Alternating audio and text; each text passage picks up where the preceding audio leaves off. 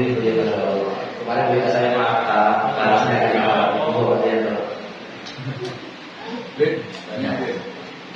Kalau apa itu membunuh dengan sengaja terus bertobat, apakah bisa diterima bertobat? Luar biasa. Ini yang tadi lupa tidak dijelaskan ditanyakan oleh beliau. Gimana orang yang membunuh dengan sengaja kemudian bertobat, apakah tobatnya bisa diterima? Allah berfirman, "Qul lil ladzina asrafu ala anfusihim la taqnatu min rahmatillah." Jadi begini ya, Quran itu, lihat Allah itu punya metode menakut-nakuti sebelum terjadinya dosa. Understand? Ayat yang saya baca tadi, selama-lamanya itu untuk memberi warning orang yang belum membunuh agar jangan membunuh. Paham? Beda kasus bagi orang yang dulu pernah membunuh kemudian mau tobat. Lain ayatnya, qul lil ladzina asrafu ala anfusihim la taqnatu min rahmatillah. Katakan oleh Muhammad bagi orang yang sudah merasa dosanya banyak sebesar apapun, jangan pernah merasa putus asa dari rahmatnya Allah. Innallaha yaghfiru adzunuba jami'a. Allah bisa mampu mengampuni semua dosa tanpa pengecualian, termasuk bisa kalau tobat nasuha menyesal. Kita tahu di zaman Nabi daripada pembunuh bayaran yang khusus 99 miliarnya jalan akhirnya diikut sama mereka makanan menuju tobat lebih banyak diampuni oleh Allah. Bahkan Nabi pernah melihat satu jenazah, Nabi ketawa senyum, sahabat heran. Jadi waktu itu habis perang ada satu jasad ini dibawa dihadapkan Nabi. Nabi lihat itu, Nabi senyum. Padahal itu jenazahnya orang Muslim dari pasukan Rasulullah. Nabi senyum. Ketika tanya, ya Rasulullah, kenapa kamu senyum? Nabi bilang, dia ini dulu waktu masih kafir pernah perang mati semua, bunuh orang, bunuh sahabat. Jadi ada sahabat yang mati saya dibunuh sama dia. Paham? Kemudian setelah itu dia masuk Islam. Itu dia bersama Nabi terbunuh dalam perang. Kata Nabi, saya senyum. Bayangin kalau mereka berdua ketemu di surga gimana? Paham maksudnya? Ya. Jadi nanti si terbunuh ini ketemu loh. Kamu kok kesini kamu? Kamu kan dulu yang bunuh saya. Kamu nggak salah apa dia Allah? Ini yang bunuh saya apa di sini? Ternyata enggak, dia masuk Islam, tobat benar-benar tobat, kemudian dia jihad terbunuh dalam peperangan masuk surga. Pada akhirnya itulah kalau nanti kita sama-sama masuk surga. Kan itulah ceritanya. Ya, alhamdulillah. Jadi tetap tobatnya bisa diterima. Nah, tapi untuk memberi jawaban, kalau kita ditanya orang masalah tobat setelah membunuh, itu harus dilihat si penanya. Gak boleh asal dijawab. Si penanya ini, adakah dia itu habis membunuh mau tobat, atau dia mau membunuh dan dia pikir-pikir, kira-kira kalau nanti habis bunuh bisa tobat nggak ya? Paham? Makanya jawaban hukum itu tergantung keadaan si penanya.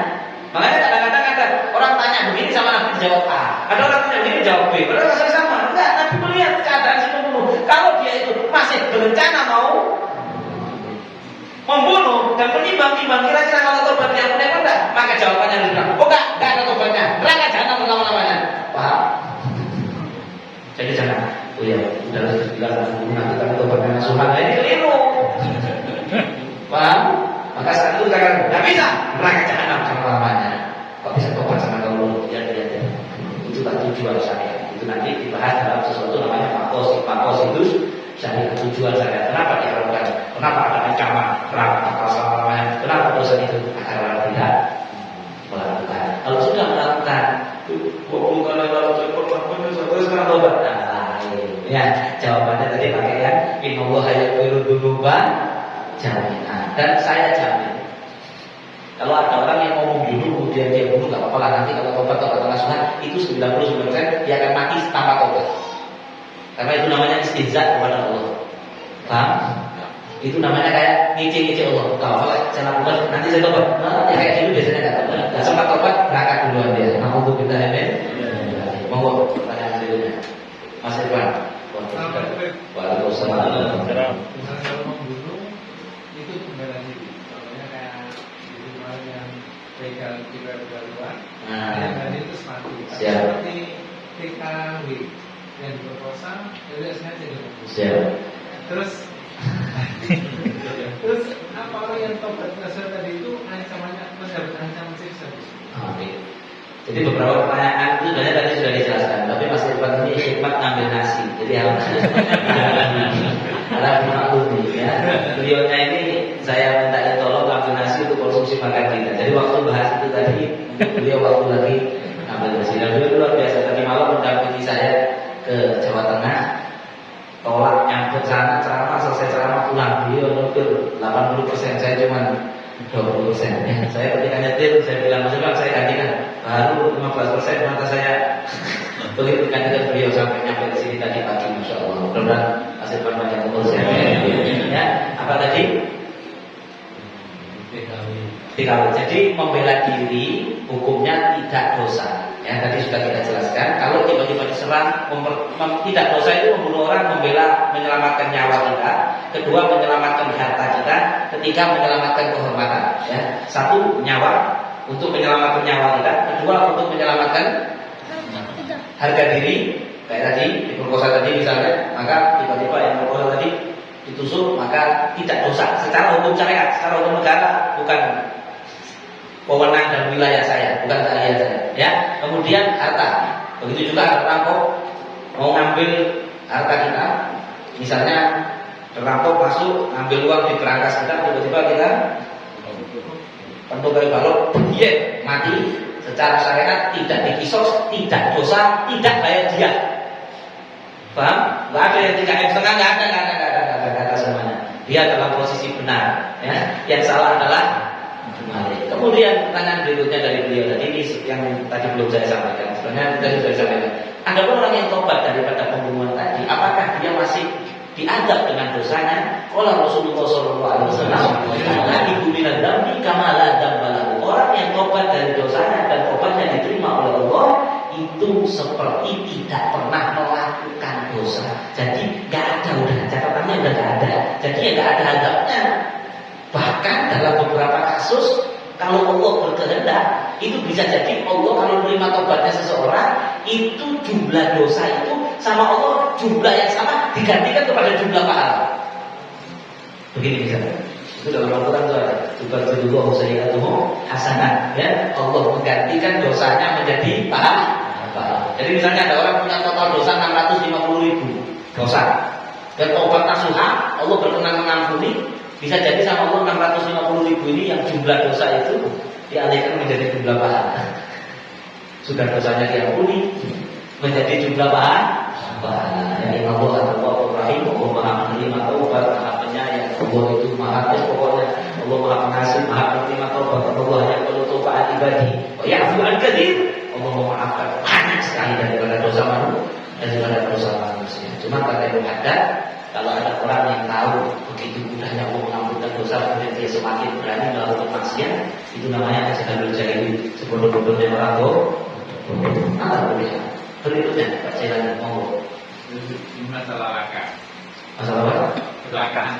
Oh, kecelakaan. Karena mengajarkan orang itu menunggu sendiri, lalu meninggal. Nah, meninggal yang sudah tetap dihukum, tapi nggak ada saksi gitu.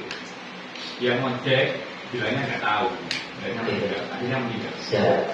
Masalah kecelakaan lalu tadi kan disebutkan dulu tidak sengaja ada dia gitu ya. Sangat fantastis juga ya. Bagaimana kalau yang salah itu si korban? Paham? Misalnya pernah kejadian di Lawang sini juga, saya masih ingat. Jadi si anak kecil sepedaan pancong keras, ada diterkam sendiri, masih ada di Pandowo. Orang tuanya diberi kesabaran oleh Allah Subhanahu Wa Taala. Anak kecil itu sepedaan pancong ini keluar dari kampung ke jalan keras, dan mobil yang tidak tahu kena meninggal. Ya itu tidak membunuh secara foto. Tapi si anak ini tadi dibilang salah ya nggak salah, tapi itu kelalaian ajar, semuanya ajar. Tapi si driver tidak bersalah dan tidak wajib membayar dia gitu. Dalam syariat, ya. Kenapa? Karena dia sudah menyetir dengan benar. Kok tiba-tiba anak itu dibilang anak itu salah, ya namanya anak kecil, nggak salah. Dan anak itu masuk surga, meninggal sebelum meninggal sebelum balik. Dan kalau orang tuanya sabar, insya Allah diberi surga juga dengan kesabarannya oleh Allah Subhanahu wa Ta'ala. Dan si driver tidak mampu. Lain ceritanya, kalau sopir ini tadi ugal-ugalan, bahwa dia ugal-ugalan, kemudian ada anak kecil di pinggir jalan, anak itu sudah bener anak kecil itu main dia apa meninggal, lah itu bayar dia. Paham? Karena kesalahan atau ngantuk, tertidur, pokoknya jelas lah. Pengadilan misalnya membuktikan itu karena kelalaiannya si supir. Tapi kalau supir nggak lalai, atau misalnya pernah kejadian mobil ini jalan kenceng, ya kenceng karena memang tempatnya kenceng. Ya, kemudian ada sepeda motor loncat di jalur sana ke jalur yang sini, paham? Kemudian ketabrak meninggal dunia. Ya tidak ada dia. Dan itu bukan membunuh secara total, yaitu kecelakaan murni. Pernah juga, nah ini saya dulu, saya kalau itu saya dengar suaranya tapi saya nggak lihat. Jadi dulu, sama Malutin itu tahu di yang pernah itu saya sering ke Malaysia. Di Malaysia itu ada di bangunan tempat dulu sebelum ada pondok saya nginep di situ. Ini tempat saya tidur, ada kaca ini flyover. Jadi anak kecil-kecil saat malam-malam ini, tiap malam itu main sepeda kaca itu. Di atas flyover itu nanti mereka itu nyurut tangannya itu, jadi kayak Superman gitu, kakinya ke belakang, nempur begitu. Banyak, nggak tahu datangnya dari mana anak-anak itu. Ya, sampai sebenarnya saya sudah resah sama anak. Tiap hari saya kalau duduk dari jendela itu kelihatan. Satu malam saya belum tidur, saya masih belum subuh. Berapa tahun yang lalu? Kalau komentari di tempat itu ada beritanya. Ini kejadian Tasikal Johor Baru terulang di Malaysia. Ya, alat kuliah. Waktu itu saya belum tidur, saya tiba-tiba dengar suara terus rame-rame. Ternyata ada orang, anak-anak itu waktu lagi seluncur berjejer gini, ditabrak mobil. Itu kan memang itu kayak highway, kayak jalan tol gitu ya. Orang kecepatannya tinggi, nggak salah. Tertabrak itu kalau nggak salah 14 anak meninggal dunia. Sampai waktu itu saya nggak berani dekat ke situ, saya karena takut keingat-ingat ada teman-teman yang anak-anak di bawah itu berkata, dia kepalanya lepas begini. Ya lepas itu gimana? Pada akhirnya si pengemudi kebetulan non muslim, kebetulan non muslim, perempuan non muslim, orang luar usul, ya ini mampu lah begini. Saya katakan, yang muslim bilang kalau ini kita, ini agama nggak bisa. Kalian jangan begitu, jangan menjadikan kebencian kalian kepada satu kaum kalian tidak bersikap adil. Mau bikin itu yang salah yang mana itu, betul apa benar? Yang salah mau itu jalannya mobil, dia berjejer-jejer balapan di situ. Yang salah anak-anak itu, dan itu memang di situ dengan kecepatan tinggi. Kita tahu tuh, highway, di tol orang jalan 100 ya memang tempatnya cepat. Saya juga tadi malam keras dulu, katanya pengen nyampe sini dan istirahat. Ya, ala kuliah gimana salah, nggak salah. Si driver itu tidak salah. Dan akhirnya setelah ditahan sekian lama, saya ngikutin kasusnya, ya. Ditahan sekian lama, si perempuan yang bawa mobil itu dibebaskan, diputus tidak bersalah. Saya komen ke teman-teman, ya betul putusan pengadilan yang dia nggak salah, ya, maka tidak dihukum, jelas, dan juga tidak membayar di. Ya. Ada pertanyaan lain, walaupun di luar konteks pembunuhan monggo. Satu lagi, cukup. Monggo, sudah nutup ini ya. Yang lain saja. Lucu-lucu. Monggo. Siap. Harapannya pastinya lulus. Gimana? Harapannya kan orang buruh kita. Oh ya. Ini apa? Ini ya penting ini, dengarkan. Masalah buku. Apa itu buku? Bagi yang nggak tahu buku orang Jawa. Suruh aku itu nggak tahu berita ini. Kalau yang udah buku lagi. Ya, buku itu adalah ketika menjadi kebiasaan di sebuah daerah, di sebuah komunitas masyarakat. Ketika ada yang punya hajat mantu, maka si tamu itu ngasih uang, bukan ngasih, tetapi dengan harapan itu nanti kembali ketika dia punya hajat, dan itu biasanya dicatat, begitu ya. Mohon maaf, kalau kita di kalangan abal itu nggak ada bu, ya. Tapi bukan berarti saya mengkritik bowo, tidak. Bagus bowo itu bagus, ya, no problem. Silahkan dilanjutkan. Maka ketika orang bowo dicatat. Misalnya saya punya hajat, Mas Dhani datang, nggak usah Mas Dhani.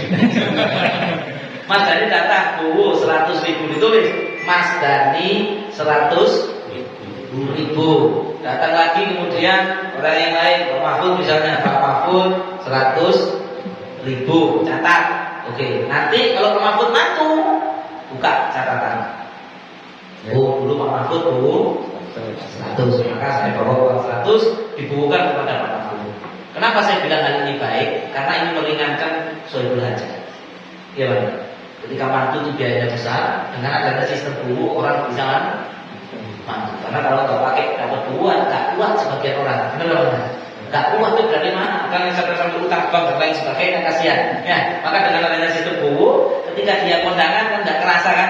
50 ya, 50. Begitu dia mantu, nah, ada yang dijaga lah, ya, ada yang dijaga. Maka gimana hal seperti ini? Boleh, dan hukum mengembalikan buuan itu wajib.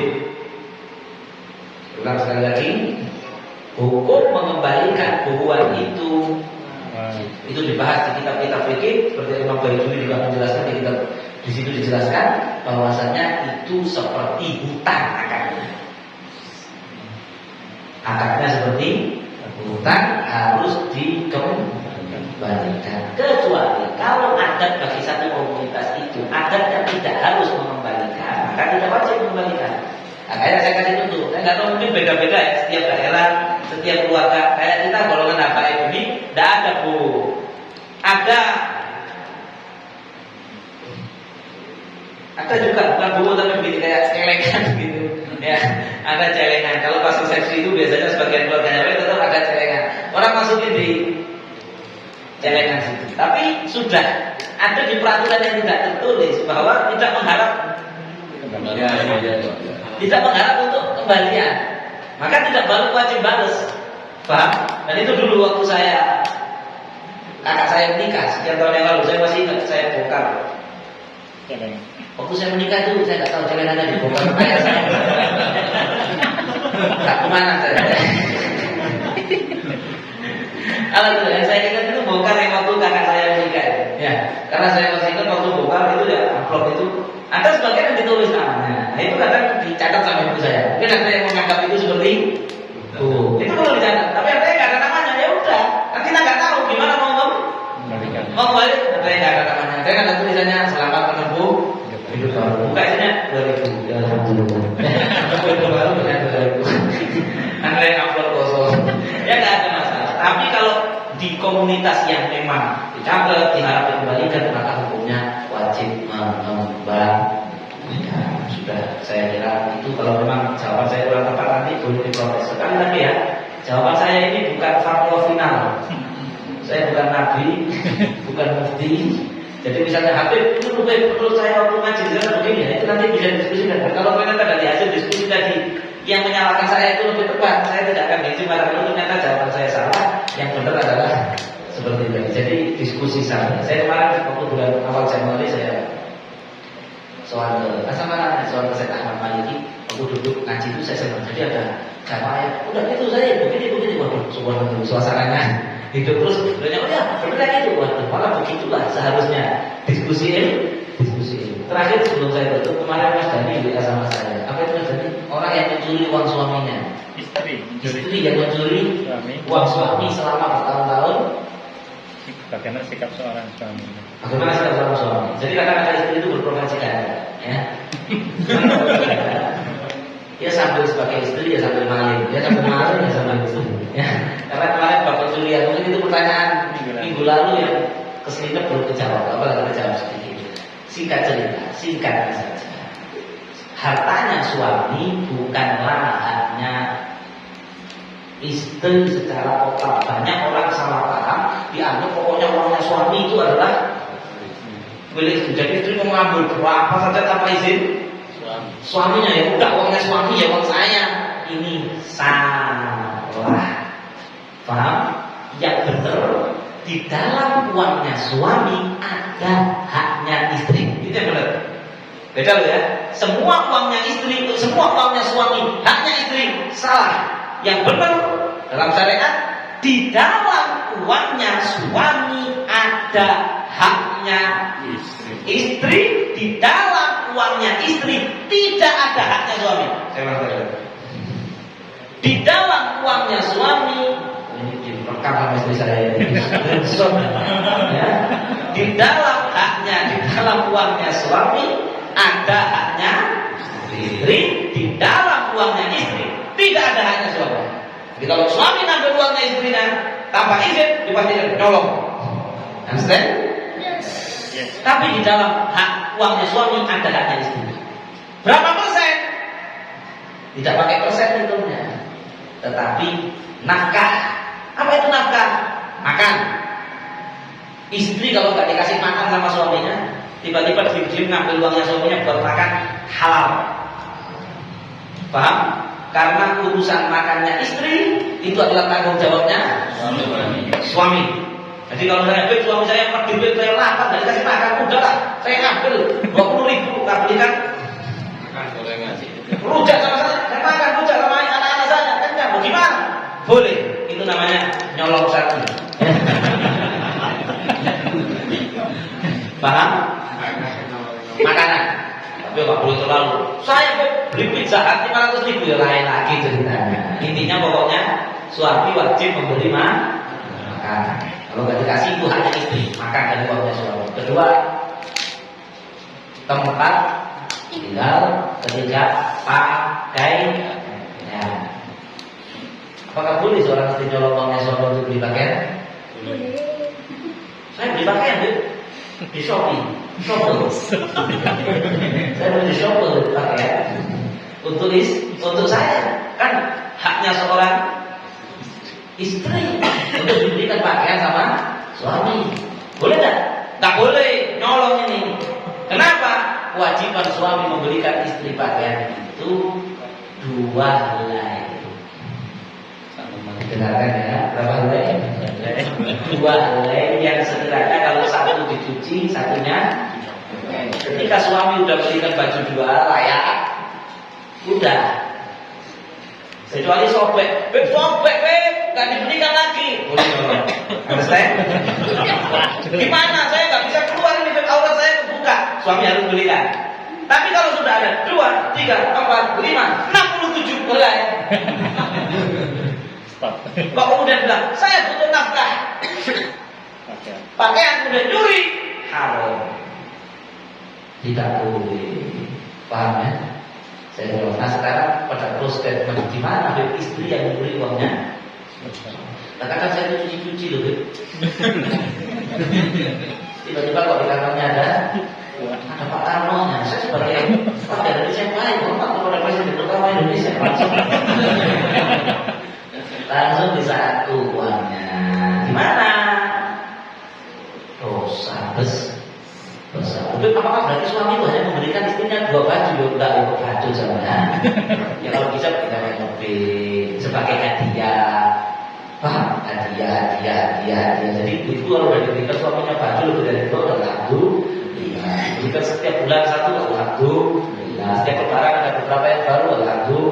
Khairukum li ahlihi, karena Nabi yang paling baik di antara kalian adalah suami yang paling baik sama istrinya. Awal khairukum li ahlihi, apa dicatat sama istrinya.